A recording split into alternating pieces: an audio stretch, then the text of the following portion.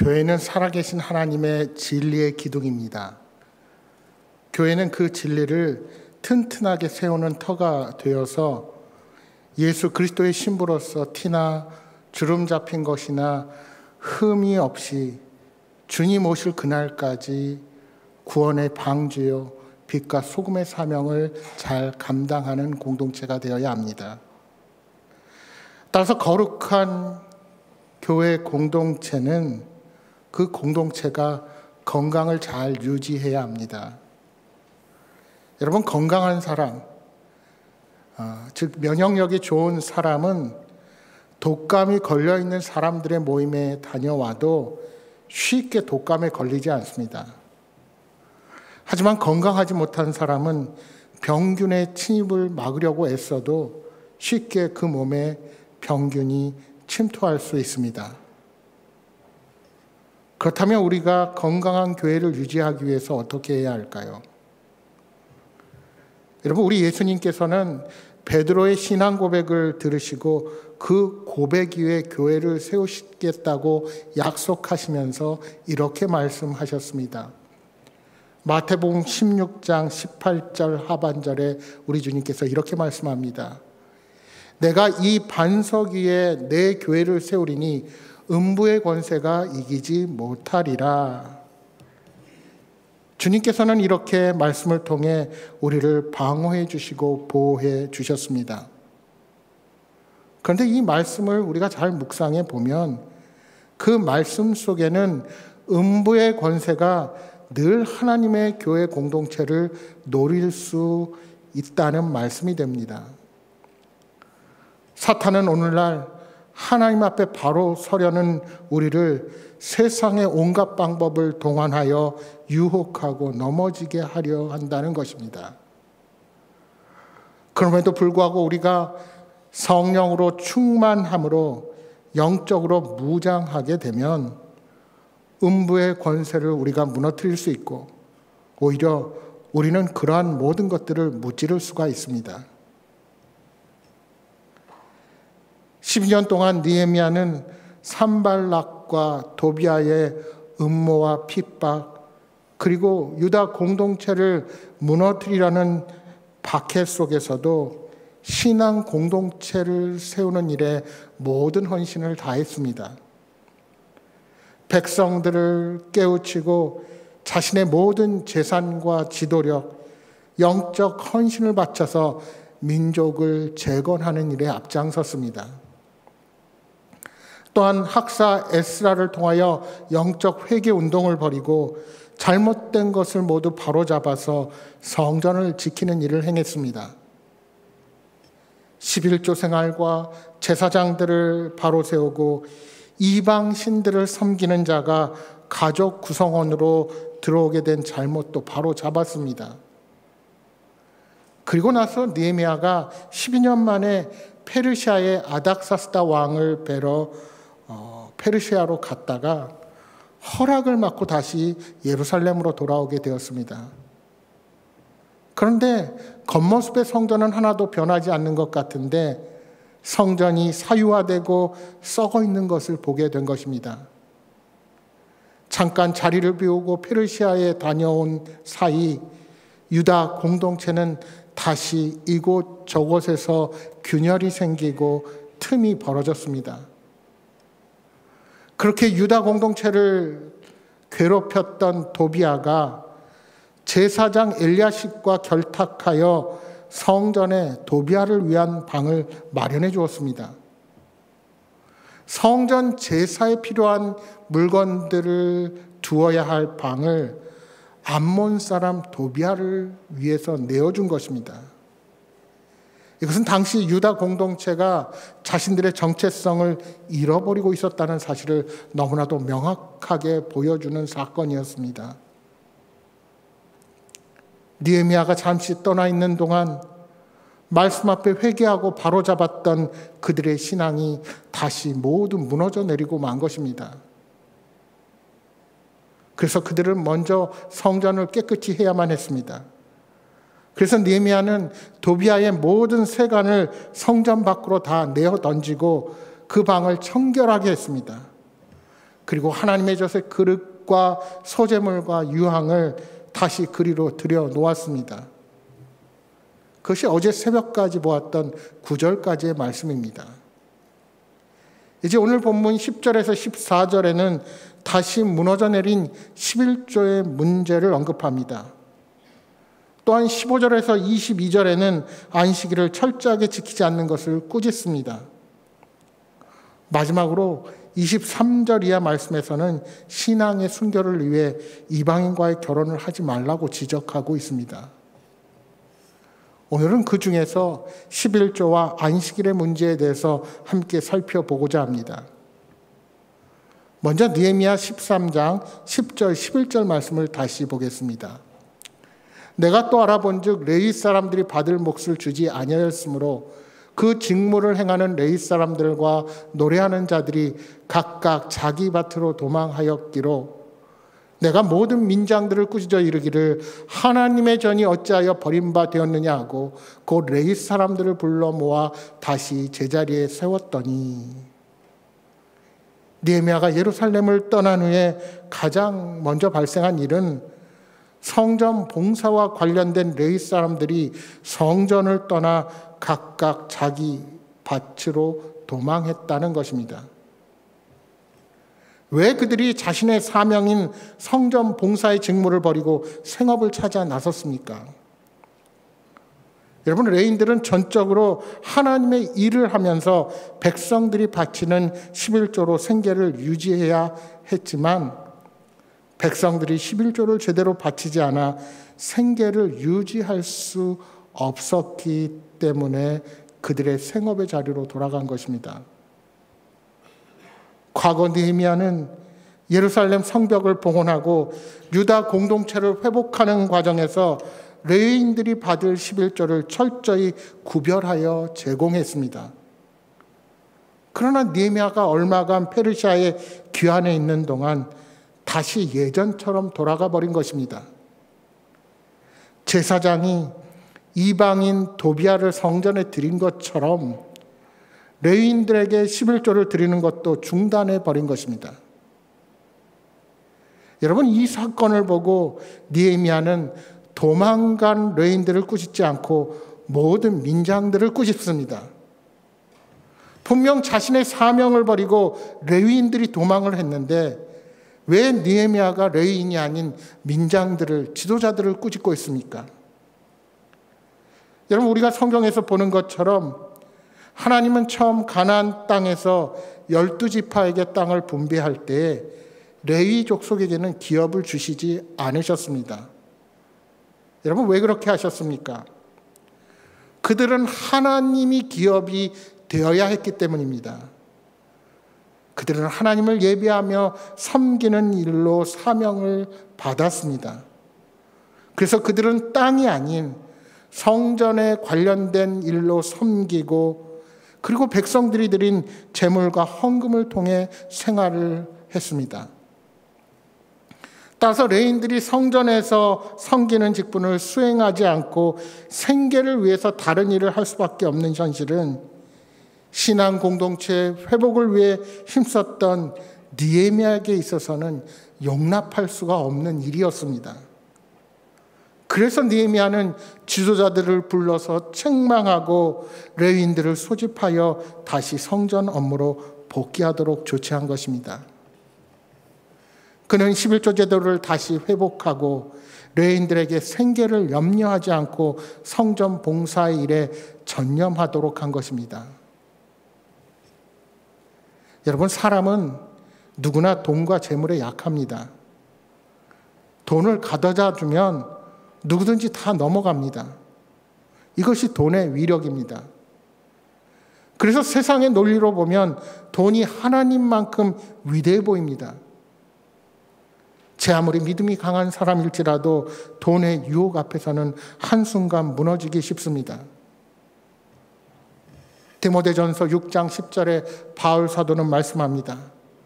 돈을 사랑함이 일만하게 뿌리가 되나니 이것을 탐내는 자들은 미혹을 받아 믿음에서 떠나 많은 근심으로써 자기를 찔렀도다. 그렇습니다. 바울 사도의 지적처럼 돈을 쫓다가 어떤 사람들은 믿음에서 떠나 헤매기도 하며 많은 고통을 겪기도 합니다. 그렇다고 우리가 인생을 살면서 돈을 배척하고 외면하며 살 수 없습니다. 왜요? 우리가 살아가는 데 있어서 돈이 없어서는 안 되기 때문입니다. 하지만 우리 예수님께서는 무엇을 먹고 마시고 입을까 염려하지 말라고 하셨습니다. 공중의 새도 백합화도 아궁이에 들어갈 들풀도 다 먹이시는 분이 우리 하나님이시기 때문입니다. 하나님께서는 우리에게 필요한 모든 것을 알고 계시는 분이십니다. 그리고 하나님이 이 모든 것을 다 채워주실 것이라 약속하셨습니다. 그렇다면 하나님은 우리가 돈이 필요하다는 사실도 알고 계신다는 이야기가 됩니다. 여러분, 우리가 살아가면서 정말 기적처럼 부족한 물질을 채워주시는 하나님을 만나곤 합니다. 그러나 우리가 먼저 하나님 대신 돈을 중심으로 살아간다면 우리의 인생은 그러한 하나님의 능력을 경험할 수 없게 됩니다. 돈은 목적이 아니라 수단이 되어야 합니다. 돈에 대한 인간의 욕심은 한도 끝도 없습니다. 돈만 바라보며 인생을 살게 되면 어느새 마음속에는 허무함만 가득하게 됩니다. 돈을 많이 벌었다고 우리가 갖는 즐거움은 잠시입니다. 우리는 또다시 불평과 불만을 가지고 나보다 더 많은 사람들을 바라보며 우리는 탐욕 앞에 서게 되는 죄인들입니다. 따라서 우리는 예수님께서 말씀하신 것처럼 돈보다 먼저 하나님 나라의 의를 구할 수 있는 자들이 되어야 합니다. 여러분, 왜 많은 목회자들이 11조를 중요하게 여길까요? 그것이 교회 헌금의 가장 큰 수입원이어서 그렇다고 생각하십니까? 어떤 사람들은 11조는 율법이며 예수님께서 율법을 완성하셨기 때문에 더 이상 11조를 드릴 필요가 없다고 강변합니다. 그러나 여러분, 하나님이 11조를 율법으로 제정하시기 전부터 11조는 존재했습니다. 창세기 14장에 보시면 아브라함이 가나안 연합군과 싸워 조카 룻을 구출하는 장면이 나옵니다. 조카 룻을 구출하고 돌아오는 길에 아브라함은 살레망 멜기세덱을 만나지요. 그가 아브라함에게 이렇게 말합니다. 창세기 14장 20절 말씀입니다. 너희 대적을 내 손에 붙이신 지극히 높으신 하나님을 찬송할지로다 하며 아브라함이 그 얻은 것에서 10분의 1을 멜기세덱에게 주었더라. 여러분, 이것이 성경에 나오는 11조의 태동에 관한 이야기입니다. 멜기세덱에게 준 전리품의 10분의 1은 전쟁의 승리가 나의 능력이 아닌 하나님의 도우심 때문임을 깨달은 아브라함의 신앙의 고백이었습니다. 창세기 28장 말씀해 보시면 야곱은 베델에서 하나님을 만나서 자신이 다시 베델로 돌아오게 된다면 하나님께 11조를 바치겠다고 맹세합니다. 야곱의 11조 역시 내가 안전하게 귀향한다면 그것이 자신의 능력이 아니라 하나님의 보호하심 때문이라는 그의 고백이었습니다. 이처럼 11조는 처음부터 신앙의 고백으로 시작되었습니다. 그리고 우리 하나님은 모세를 통하여 11조를 율법으로 제정하셨습니다. 레위기 27장 30절에 이렇게 말씀합니다.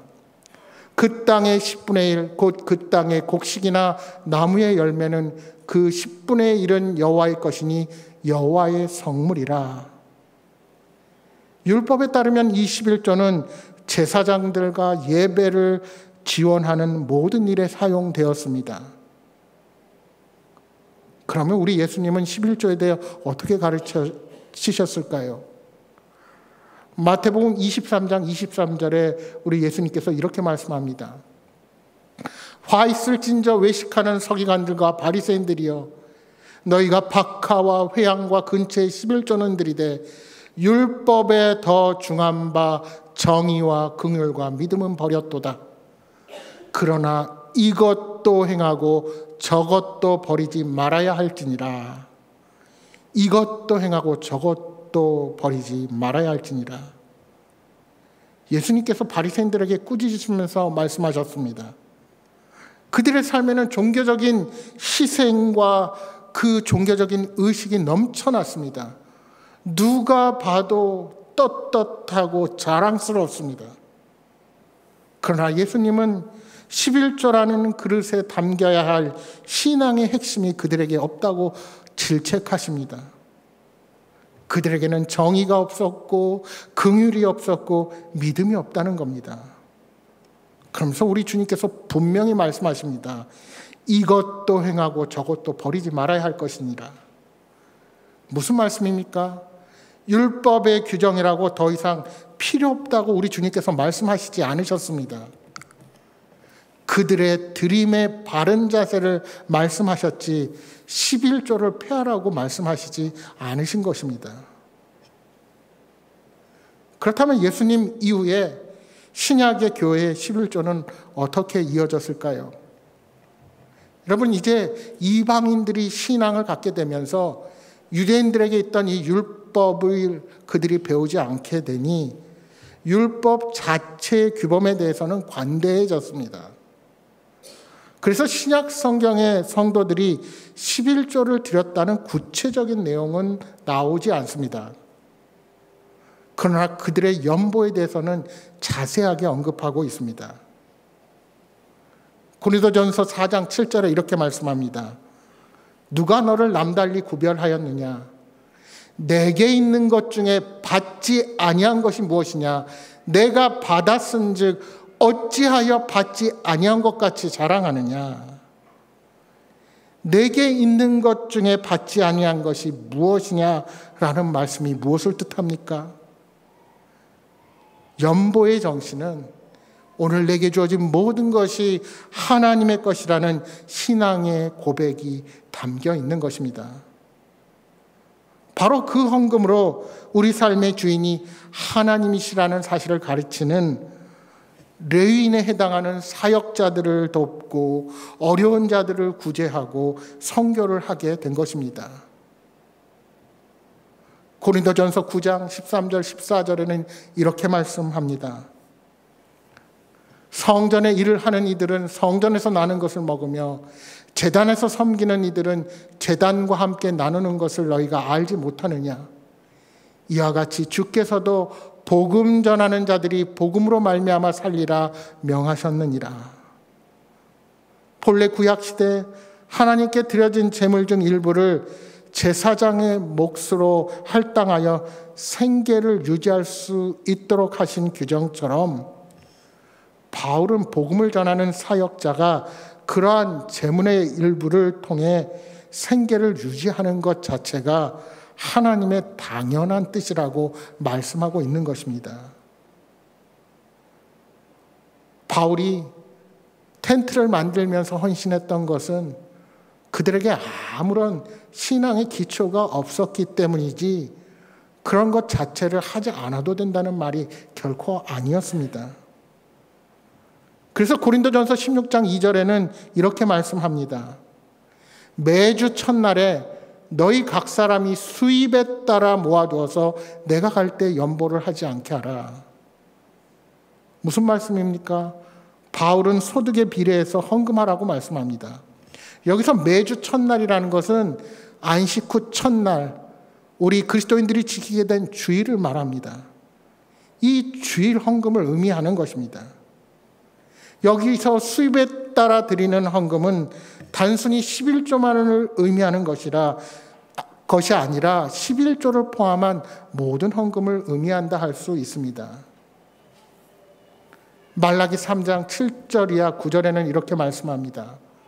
우리는 보통 11조 이야기를 하면 말라기 3장 10절 말씀을 얘기하는데 그 말씀을 하게 된 배경이 더 중요합니다. 만군의 여호와가 이르노라 너희 조상들의 날로부터 너희가 나의 규례를 떠나 지키지 아니하였도다. 그런즉 내게로 돌아오라. 그리하면 나도 너에게로 돌아가리라 하였더니 너희가 이르기를 우리가 어떻게 하여야 돌아가리까 하는도다. 사람이 어찌 하나님의 것을 도둑질하겠느냐? 그러나 너희는 나의 것을 도둑질하고도 말하기를 우리가 어떻게 주의 것을 도둑질하였나이까 하는도다. 이는 곧 11조와 봉헌물이라. 너희 곧 온 나라가 나의 것을 도둑질하였으므로 너희가 저주를 받았느니라. 말라기 선지자 당시 이스라엘 백성들은 하나님을 떠나 있었습니다. 하나님을 떠나 있었다는 말은 그들의 삶이 신앙의 본질에서 떠나 있었다는 의미입니다. 그러면서 말라기 선지자는 11조는 하나님께 속한 성물이기에 11조를 드리지 않는 것은 하나님의 것을 도둑질하는 것이라고 말씀합니다.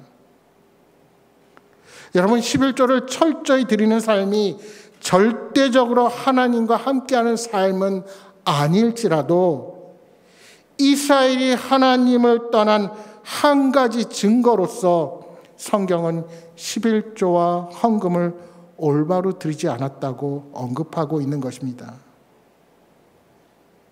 여러분, 종교 개혁자들이 왜 개혁을 했습니까? 교회가 타락하고 하나님의 헌금을 제대로 쓰지 않았기 때문입니다. 그렇다고 헌금을 하지 말라고 했습니까?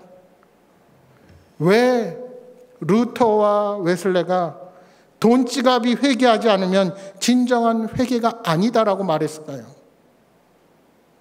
우리는 내게 주어진 모든 것이 전적으로 하나님의 것임을 고백할 수 있어야 하기 때문입니다. 이처럼 하나님은 우리에게 온전한 드림의 생활을 원하십니다. 온전한 드림을 하는 자에게 하나님은 놀라운 복을 허락해 주십니다.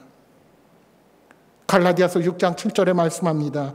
스스로 속이지 말라. 하나님은 업신여김을 받지 아니하시나니 사람이 무엇으로 힘든지 그대로 거두리라.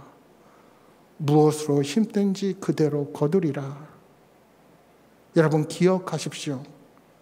하나님은 무엇이든지 심는 대로 거두게 하시는 분이십니다. 심지도 않는 데서 거두려고 생각하는 것은 스스로를 속이는 어리석은 짓임을 명심해야 합니다. 중요한 사실은 오늘 내게 주어진 모든 것이 주님이 잠시 맡기신 것이라는 사실입니다. 하나님께 드리는 삶은 내가 드린 것에 상응하는 것을 받아내기 위한 투자가 아닙니다. 오히려 정반대로 자격 없는 우리를 회복시켜 주신 하나님과 예수 그리스도의 은총에 감사하며 그에 합당한 삶을 살기 위해 우리는 노력해야 하는 자들입니다. 이러한 자발적인 헌신과 믿음이 있을 때 하나님은 그러한 고백을 가진 자들의 삶을 통해서 더 큰 일을 예비하시고 행하시는 분이십니다. 이제 느헤미야가 경고하고 야단을 치니까 그제야 이스라엘 백성들이 제물의 11조뿐만이 아니라 곡식의 11조도 드리기 시작합니다. 마침내 창고에 11조가 찾아 성전이 잘 움직이게 되고 레위 사람들과 찬양하는 사람들을 다시 불러들이게 되었습니다. 그리고 그들 중에 충직한 사람을 창고지기로 세워서 그 11조를 공정하게 분배하는 일을 맡겼습니다. 느헤미야가 예루살렘을 떠나 있을 때 또 한 가지 발생한 문제는 안식일을 지키라는 명령을 소홀히 여기게 된 것입니다. 그들은 분명 에스라가 율법을 낭독하면서 회개하고 말씀대로 살겠다고 눈물을 흘리며 결단했었습니다. 그런데 다시 예전으로 돌아가는 잘못을 범한 것입니다. 안식일에 짐을 옮기는 것이나 예루살렘 성 안으로 물건을 들여오는 것은 율법에 금지된 일이었습니다. 그 이유가 장사하기 위한 것이면 더더욱 안 됐습니다. 또한 예루살렘에 거주하는 외국인이 안식일에 유다 사람들을 상대로 장사하는 상황도 목격하게 됩니다. 느헤미야는 안식일을 범한 이스라엘의 모습을 보고 유다의 모든 귀족들을 꾸짖습니다. 13장 18절에 말씀합니다. 너희 조상들이 이같이 행하지 아니하였느냐? 그래서 우리 하나님이 이 모든 재앙을 우리와 이 성읍에 내리신 것이 아니냐? 그럼에도 불구하고 너희가 안식일을 범하여 진노가 이스라엘에게 더욱 심하게 임하도록 하는도다. 무슨 말입니까? 왜 그들의 조상들이 바벨론의 포로로 끌려갔었습니까? 그들은 우상을 섬기고 하나님을 멀리 떠나 안식일을 제대로 지키지 못했습니다. 그러한 과거의 잘못으로 하나님의 심판을 받았던 이스라엘 민족입니다. 그런데도 왜 그런 역사적인 사건을 망각하고 또다시 죄를 범하느냐고 책망한 것입니다. 이처럼 계속해서 안식일을 지키지 않으면 하나님의 진노가 이전보다 더 크게 임할 수 있다고 느헤미야가 질타한 것입니다. 여러분, 세속의 삶을 살아갈 수밖에 없는 우리 그리스도인들도 세상의 원리로 살아갈 때가 많습니다. 모두가 일하지 않을 때 자신이 일하면 더 큰 수입을 기대할 수 있지 않겠습니까? 그러니 그것을 포기하기가 쉽지 않죠. 그러므로 안식일을 제대로 지키는 것은 결코 쉬운 일이 아닙니다. 또한 때로는 남들이 쉴 때 어쩔 수 없이 일할 수밖에 없는 경우도 있기 때문입니다.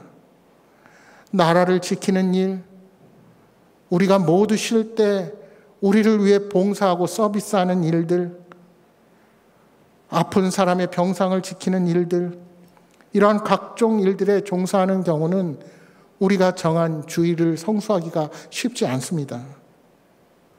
그러함에도 불구하고 중요한 것은 안식일의 정신이요 주일 성수의 결단입니다.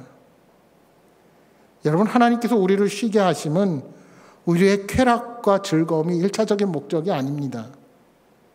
안식일의 1차적인 목적은 이날을 통하여 우리를 창조하시고 우리를 보시기에 아름답다고 하신 하나님과 교제하는 것이 우선되어야 합니다.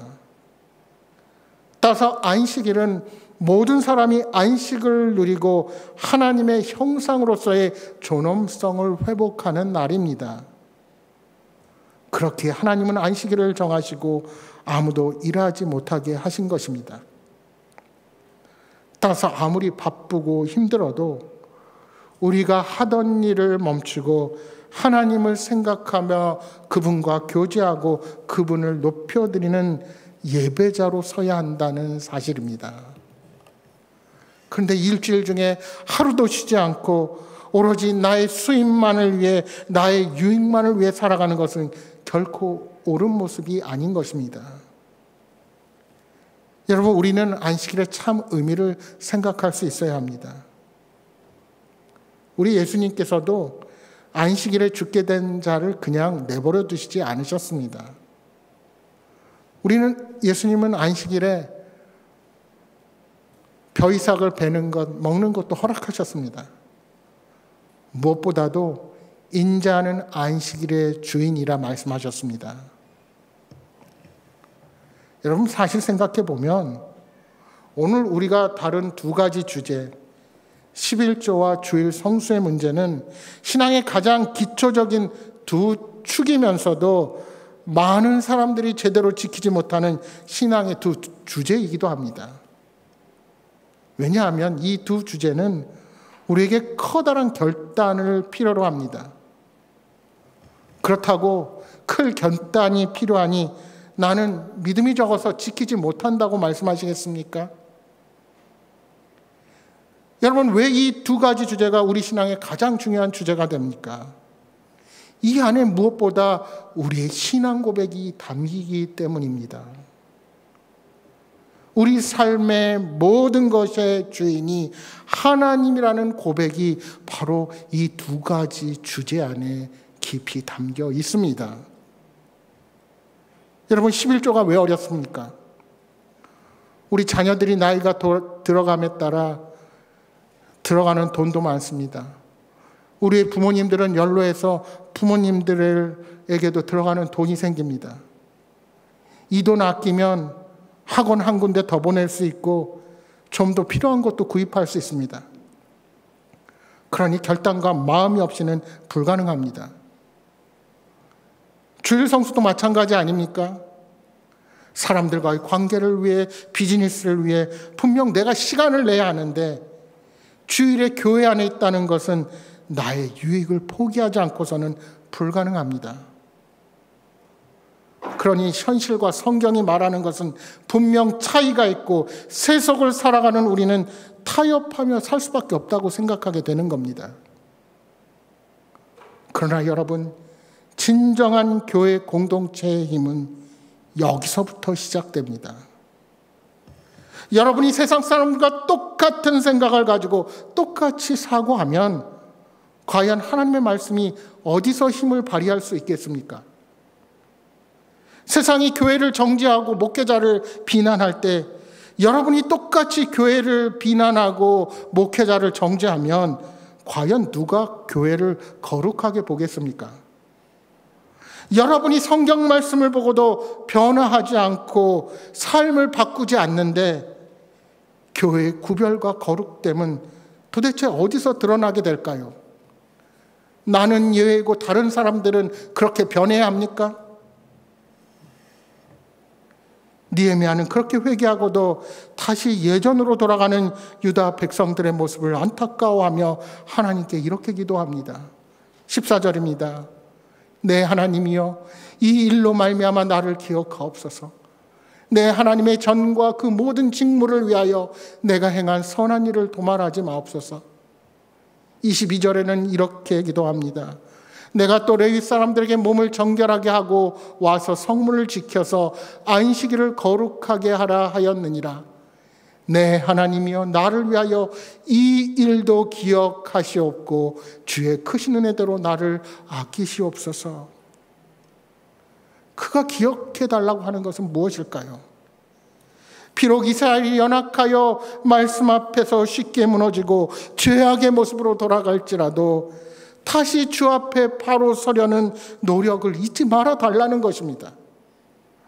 크신 은혜를 베풀어 주셔서 긍휼과 사랑을 베푸시고 하나님이 원하시는 대로 순종하며 살아가겠다고 다시 다짐을 하는 것입니다.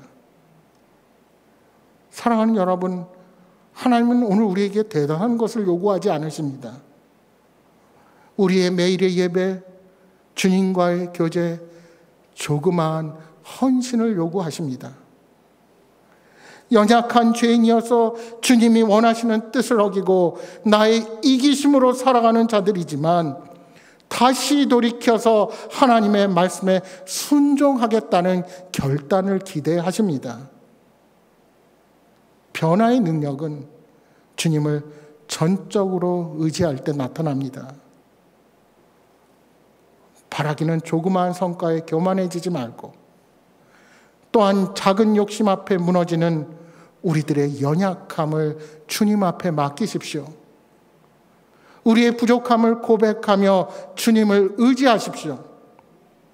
그때 주님은 7번 넘어져도 다시 일으키시는 주님의 능력을 저와 여러분에게 부어주실 것입니다. 여러분, 새로운 역사는 결코 우리의 결단과 능력으로만 시작되지 않습니다.